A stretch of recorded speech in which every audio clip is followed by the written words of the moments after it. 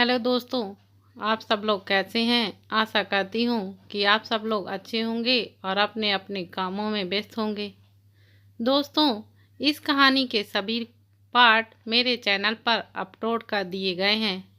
यह कहानी आपको कैसी लगती है कमेंट में ज़रूर बताएं और मेरे चैनल को लाइक शेयर और सब्सक्राइब करना मत भूलिए। दोस्तों, यह कहानी का 12वां पार्ट है। चलिए अब आगे की कहानी हम शुरू करते हैं। तक आप लोगों ने देखा कि निबी, पिया और टीना खाना खाकर अस्पताल के लिए निकल जाती हैं। अब आगे कुछ देर बाद अस्पताल में पहुंचकर डॉक्टर का अपॉइंटमेंट लेती हैं। कुछ देर बाद उन्हें डॉक्टर के केबिन में बुलाया जाता है और टीना का सारे चेकअप होते हैं। निबी और पिया दोनों रिपोर्ट आने का वेट करने लगती हैं। लगभग 2 से 3 घंटे के बाद पिया को डॉक्टर अपने केबिन के अंदर बुलाती हैं। पिया केबिन के अंदर आती है। डॉक्टर ने पिया को बैठने के लिए कहा तो पिया बैठ गई। डॉक्टर अपने चेयर पर आकर बैठते हुए बोली, आपकी बेटी की जान को खतरा है। पिया यह सुनकर बोली, क्या हुआ है। वो तो ठीक है।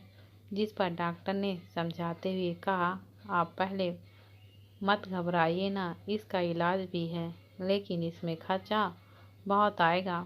पिया ने कहा, कुछ भी हो मुझे बताइए, आखिर मेरी बेटी को हुआ क्या है। डॉक्टर ने एक फाइल देते हुए कहा, पढ़िए। पिया फाइल लेकर पढ़ने लग गई। यह देखकर तो रोने लग गई और फूट फूट के बोली, और अभी वह 2 साल की भी नहीं हुई है और यह इतनी बड़ी बीमारी। डॉक्टर ने कहा, हाँ, यह तो हो जाता है जब माँ की कोख में बच्चे होते हैं, तब कुछ कॉम्प्लिकेशन हुआ होगा जिसकी वजह से यह सब हुआ है। पिया ने कहा, लेकिन ऐसा कुछ भी नहीं करती थी, मैं अपनी बेटी का बहुत केयर किया था। डॉक्टर ने कहा, आप घबराइए ना, हम इसका इलाज करना शुरू कर देंगे लेकिन इसके लिए पैसों की ज़रूरत है। पिया ने कुछ सोचते हुए कहा, आप पैसों की टेंशन मत लीजिए, कुछ न कुछ बंदोबस्त हो जाएगा। डॉक्टर ने कहा, ठीक है, अगले हफ्ते से प्रोसेस स्टार्ट होगा, आप तब तक पैसे जमा कर दीजिए। पिया ने टीना का फाइल लेते हुए बाहर आई और निबी को देखी जो टीना के साथ बैठी हुई थी, क्योंकि निबी और टीना डॉक्टर के दिखाने के बाद बाहर बैठी हुई थी। पिया ने अपना दर्द सीने में छुपा लिया और आंसू पोंछकर निबी और टीना के पास आई। निबी ने जब पिया को देखा तो आंखों में नमी थी और पहचान लिया था कि पिया अभी रोई है।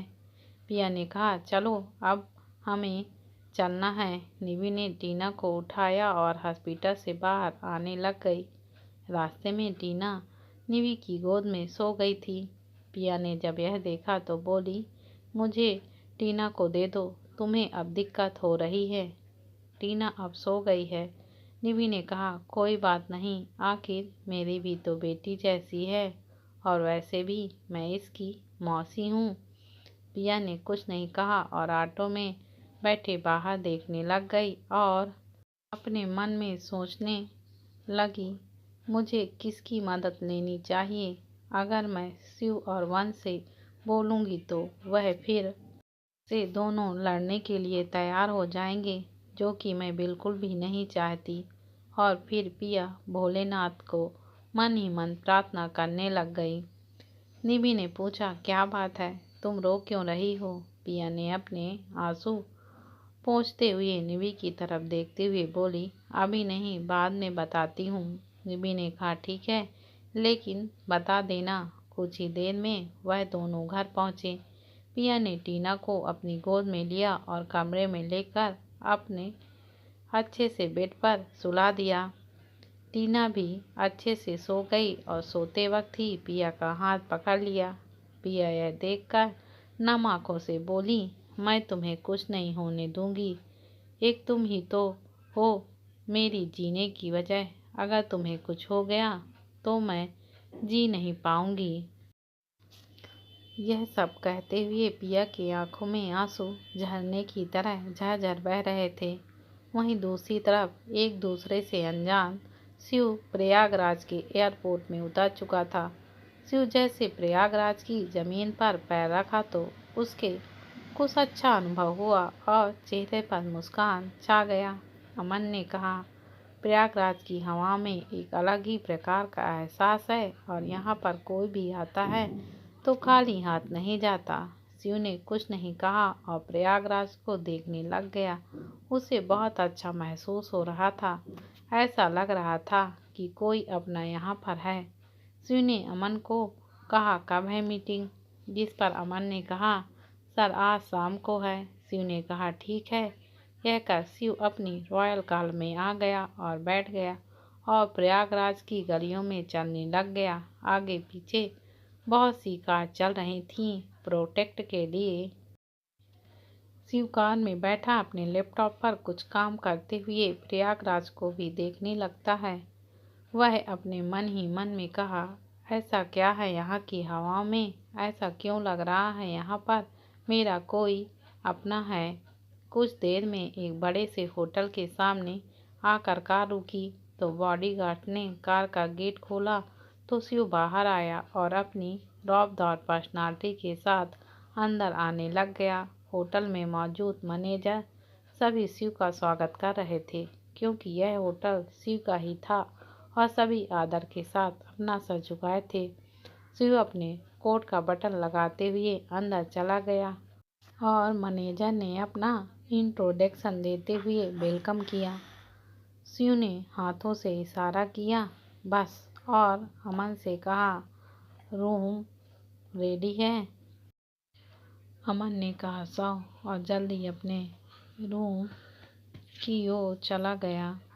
कुछ ही देर में शिव अपने रूम में मौजूद था। शिव ने अमन से कहा, मीटिंग जल्दी करो। अमन ने कहा, यस सर, शाम को 4 बजे का मीटिंग है, हमें यहाँ से 3 बजे निकलना है। शिव ने कहा, ओके, और उसे जाने के लिए कहता है।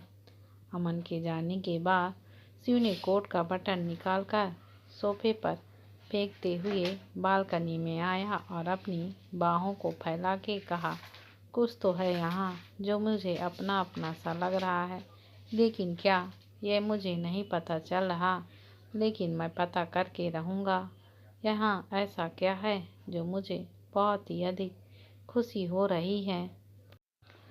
वहीं निवि के घर में पिया ने टीना को अच्छे से ब्लैंकेट से ढकते हुए कहा, मैं तुम्हें कुछ नहीं होने दूंगी, यह आपके मम्मा का प्रॉमिस है बच्चा।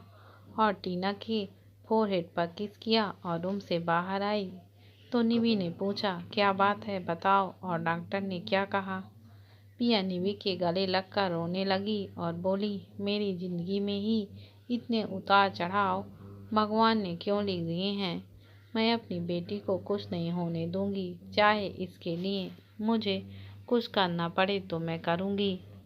निवि ने पिया का चेहरा हाथों में लेकर कहा, क्या कहा डॉक्टर ने? बताना, ऐसे क्यों रो रही है? निवि ने फिर पूछा, क्या कहा डॉक्टर ने? पिया बोलो ना, तुम इतना क्यों रो रही हो? मेरा दिल घबरा रहा है, प्लीज बताओ ना।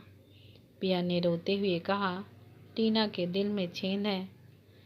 निवि ने जब यह सुना तो उसके कदम लड़खड़ा गए और हैरानी के साथ बोली, वो तो अभी बहुत छोटी है, तो इतनी बड़ी बीमारी कैसे हो गई? वो तो जल्दी बाहर का खाना पीना कुछ भी नहीं खाती थी, तो कैसे इतनी बड़ी बीमारी हो गई? पिया ने रोते हुए कहा, शायद मेरी लापरवाही से मैंने अपनी बेटी का अच्छे से ख्याल नहीं रख पाई थी, शायद इसलिए महादेव मुझे दंड दे रहे हैं। निवि ने अपने आप को कंट्रोल करते हुए पिया के पास आई और अपने गले से लगा लिया और पिया से कहा, हम टीना को कुछ भी नहीं होने देंगे, और कहा, कुछ नहीं होगा, वो हमारे पास रहेगी। पिया ने रोते हुए कहा, इलाज में बहुत पैसा लगेगा, वो भी मुझे 1 हफ्ता में अरेंज करना होगा, लेकिन मेरे पास तो उतना पैसा नहीं है। मेरे पास पैसे तकरीबन 2 या 3 लाख होगा। लेकिन टीना के इलाज में 20 लाख चाहिए। मैं क्या करूं, कुछ भी समझ नहीं आ रहा है। निवी ने कहा, मेरे पास कुछ कुल मिलाकर 4 लाख होगा, लेकिन मैं इस घर को गिरवी पर रखकर टीना का इलाज करा सकती हैं। पिया ने कहा, नहीं नहीं, यह घर तुम्हारा है। वैसे भी तुमने मेरा बहुत साथ दिया है, अब यह नहीं करने दूंगी। चाहे जो भी हो, मैं अपनी टीना के लिए शिव से बात करूंगी। आखिर वो टीना के पिता हैं और उसका जानना जरूरी है कि उनकी बेटी को उनकी ज़रूरत है। निवी ने कहा, लेकिन वो फिर से लड़े तो? पिया ने कहा, तो मैं क्या करूं, कुछ समझ में नहीं आ रहा। पिया, तुम अच्छे से पहले सोच लो कि तुम्हें आगे क्या करना है, पर मैं तुम्हारे हर कदम में तुम्हारा साथ दूंगी। पिया ने कुछ नहीं कहा और किचन में आकर दूध गर्म करने लग गई और टीना के लिए हल्का खाना बनाया। और फिर टीना के कमरे में आई तो देखा टीना उठ गई थी और वो डॉल के साथ खेल रही थी। पिया अपने हाथों में लिए ट्रे को बेड के पास रखी टेबल पर रखकर बेड पर आकर बैठ गई। टीना भी अपनी नीली आंखों से टिमटिमाती हुई अपनी माँ को देखने लग गई। पिया ने टीना को अपने पास बुलाया तो टीना ने डॉल को रखकर तुरंत अपनी माँ के पास आ गई। पिया ने टीना को अपनी गोद में बैठाया और पूछी, टीना, आपको भूख लगी है ना? टीना ने हाँ में सिर हिलाया और अपनी तोतली आवाज़ में कहा, हाँ मम्मा, मुझे भूख लगी है। पिया ने टीना को संभालते हुए टेबल से बाउल लिया और स्पून से टीना को पिलाने लग गई। टीना शांति से अपनी माँ के हाथों से सूप पी रही थी। फिर पिया ने दूध वाला गिलास से आराम से दूध पिलाया। टीना ने पूरा दूध फिनिश करके पिया के सीने पर सर रखकर तोतली जुबान में बोला, मम्मा, आज शाम को हम पूजा करने जाएंगे। पिया ने टीना के बालों को सहला रही थी और बोली, ठीक है, लेकिन उससे पहले मेडिसिन खाना होगा।